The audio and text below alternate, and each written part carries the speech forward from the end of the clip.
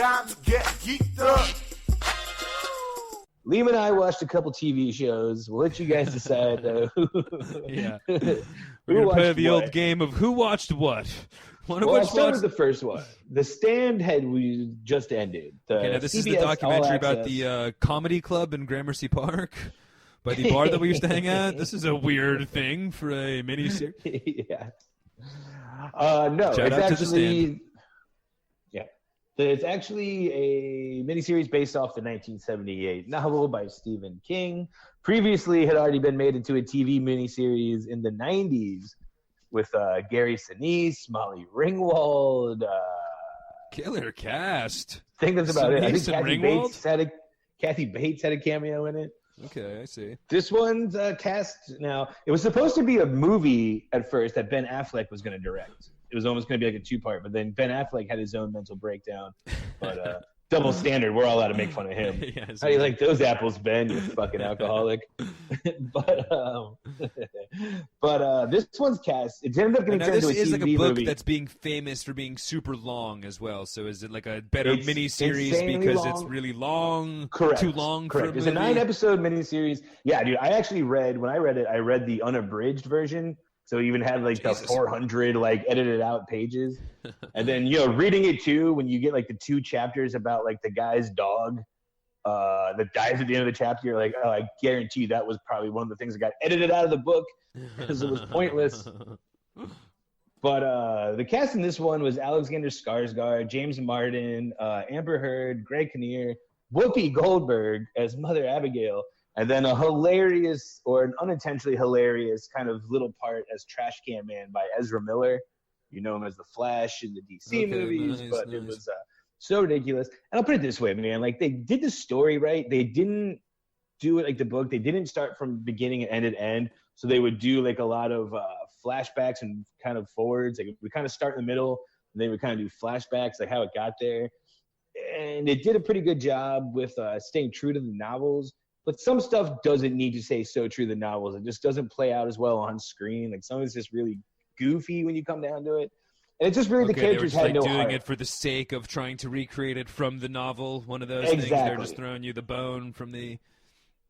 Like, there was one thing that's so ridiculous that happened. Like, this little lightning ball comes down and, like, starts, like, killing people with electricity. And it was just so cheesy. And I was like, dude, was that in the book? And then, like, I had to, like, re-look it up. And sure enough, there's this whole thing, like, the finger of God comes down and, like, kills people. And I was just like, see, that didn't really need to be in this. Like, they're just squeezing it was just so dumb. But it was good enough. Like, I read the book. So, again, it's one of those things where it's, like, cool to see the characters and things. This really had no heart, is what it seemed like. It was just... And I think another reason people watch it because the whole plot of the thing is that, like, a disease breaks out. Yeah, I was going to say, I mean, it's very, like, pandemic related, you know what I mean? And it's like, it's like one of those where my first question is, was the production from before? Like, was this, supposed to come out in last February? Or was it supposed to come out last March? And they were like, let's put this on hold. I think this is ironically one of those things that got, like, pushed back because of the coronavirus. Interesting. So it was like all ready to go, and because I mean, talk about like and from what I understand, it's not exactly like the pandemic, but I mean, it's a whole miniseries about fucking 90% of the population getting wiped out by a disease. So it's definitely hits home in a time like this. And that really is like just the beginning of the story. Like that's just like the rest of the book is then about like the 2% that are left, and then it turns into like a good versus evil kind of supernatural Stephen King, kind of like a Walking Dead-ish kind of thing. More so, kind of, but it's just like the one guy that's leading the bad people are like straight up the devil. He's just like, I'm on Earth now, but he's cool. And then the other lady who like brings all the good people together, pretty much is just like has The Shining and like just tells them all to like come and like hang out in Colorado. It's very much Colorado versus Vegas. Either way, weed's legal. So, but it's a great book, dude. Like the book's like. So you'd recommend the book? Now, did you watch the TV series from the '90s? Can we cross-reference? I did. How do you like it have compared the to DVD. Sinise? Very cheesy, the '90s one, but like kind of like. Fucking like entertainingly cheesy like the 90s one is. Kind of like the It miniseries from the 90s. You know what I mean? just back when like they would do like Stephen King like once every 3 months, like CBS would be like, we turned this Stephen King book into a miniseries. Like, fuck yeah.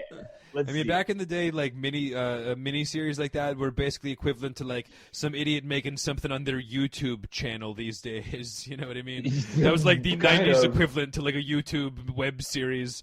Like, all right, let's fucking put somebody made it. We might as well show it. You know, we'll put it on fucking. We'll throw it on. Throw it on a Wednesday. You're not wrong. So, I mean, if I was giving it a Netflix and chat review, because the series just wrapped up, here's another big complaint, which might affect my review, is I waited till all but, like, the last episode was out because I didn't want to buy CBS All Access. So I did the old – because they put out all 9 episodes, like, week to week. So I waited, and then I just was going to binge it in a week. And I did, and then I forgot to cancel after a week. So now I have goddamn CBS All Access for one more month for $10. That's how they get you. What else do you get for your CBS All Access? A lot of shit on there, dude. There's actually like a lot of shit on there, and I was talking to AH about it, and I was just like, dude, should we keep this? Like, there's like all the old MTV Unplugs are on there. You know what it is? It's what CBS All Access is. Paramount Plus is turning to Paramount Plus. Okay, for so the Super Bowl Beavis and Butthead commercials. From the infamous so Beavis and Butthead is on there. Yeah, it's on there. Epic. All the Beavis and Buttheads are on there. All right, well, am I getting CBS All Access? All the old Are You Afraid of the Darks is on there, dude. Wow. The Jordan Peele Twilight Zone 2 series are on there. So, dude, I got it for a month. I'll give you off mic. I'll give you the all my info, and I'll let you use it for a month if you want to watch some. Dude, the Pro Jam Unplugged. I mean, fuck yeah. Pro Jam Unplugged, pretty good, dude. Yeah, fuck yeah. But okay, that's interesting. I mean, I guess I was gonna bring up in our next story Peacock streaming service, which is apparently free, which it is free for NBC. But then with the Young Rock, which I guess is as well on Hulu, I just saw today. Yeah. But I mean, I guess that's bringing up our other show that we watched. But of course, Young Rock just premiered on NBC. I'll take this one, buddy. Yeah, please. And if you guessed that Devin watched The Stand and I watched The Young Rock, you were right. You win the game. Actually, twist. You were wrong. Liam watched The Stand. Well, Devin did watch Young Rock too, but I guess I had my dates wrong because I hilariously texted Devin that we had to talk about Young Rock on our Geeked Up episode because they had just started casting, and then Devin informed me that it was indeed premiering that night. So that was, I mean, so you weren't wrong. The casting went well. Exactly. So, but we both watched. I loved it. Best show ever. I think my exact quote to Devin was, "It was like Seinfeld, only better." Was my official review of The Young Rock. However, I don't know if you're going to feel the same if you're not like a diehard wrestling fan / Giants fan that loved Jesse Armstead. So we're super happy that fucking Jesse Armstead from the 90s Giants and Andre the Giant were both in the first episode. Other than that, I thought you'd be more happy about the Iron Sheik. Yeah, the Iron Sheik too, another. Because he's come up a lot on this show. As being the originator of jabroni, the term jabroni, which of course The Rock gets credit for by bringing everybody, by bringing it to the mainstream. However, that's a very famous Iron Sheik term, jabroni. But so very fun in that like nostalgic way. Pretty shitty sitcom, I'd say. Not worth anybody's time to like actually watch, unless you are a big wrestling fan, in which case you're watching anyway. But Now, do you think that's why the Iron Sheik is in Young Rock when Young Rock is a kid? So he's like going to give him. Is there going to be the very special jabroni episode where he's going to be like, "Do you mind if I take that?" I mean, I guarantee you that comes up for sure. But I mean, I feel that, and like as well, like I when I heard about the casting, like I brought up to you. But I've heard, I think like Macho Man's going to be in it later in the year, Hogan. So I just think it's like one of the fun parts about the show. Basically, they alternate timelines from 2032, in which Rock is the president, and he's doing an interview. Running for president. Yes. Yeah. And I'm assuming he wins. But and he's looking back on his life. So then it cuts to various time periods, and I think that looks like what the show is going to be, just cutting place to different time periods. So I think the whole point. Just to jump on that, dude. Why? Why does there have to be like the background of the show is a 2032 presidential interview? For sure. Like, dude, because my other point is, dude, like this is clearly like it all started with everybody loves Chris, right? Everybody hates Chris. the Chris Rock prequel story. Yeah, for sure. And then there was now there's young Sheldon. Yeah. And which I think I'm shocked that CBS isn't suing NBC for Young Rock. Sorry, Rock, pick a different title. Yeah, I know. It wasn't called Young. Yeah, Everybody Hates Rock was already taken. What the fuck? Yeah, dude. Or couldn't the Young Chris Rock show have been called Young Rock? Yeah. It's already been out. Yeah, that's another. But yeah, no, you're right. I did not like that presentation at all. It does not make me feel like it has any staying power as a 10-year sitcom. It came across like it was a one-episode special.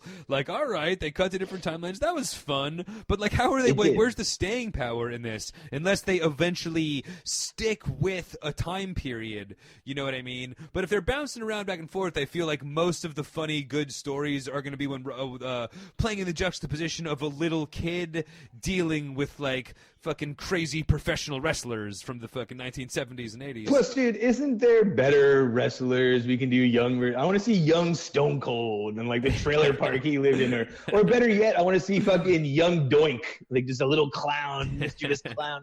You know, That's I think I might have just came up with a new Game Time. Yes. Oh, that is a definite. Are we doing our young blind analyze game? on wrestlers' origins? Okay, this could be a perfect. I'm gonna get Goots on the horn for help with this one, but I mean, I guess as well we should talk about on another episode, but the whole Hogan Netflix movie coming out with Chris Hemsworth, the Hogan biopic. But so I guess that's not as much of a prequel, but a full-on biopic going on. But honestly, dude, I don't think there is a better character to pick than The Rock, based on the fact that he grew up in the business. So you have these clips of him being a kid dealing with Andre the Giant and all. That's really going to be the main. And his old man, like you said, his old man was a wrestler. But that was the thing as well that I texted you about, and I wanted to pop this on you. I even gave you a tease when we talked, and I kind of lied to you.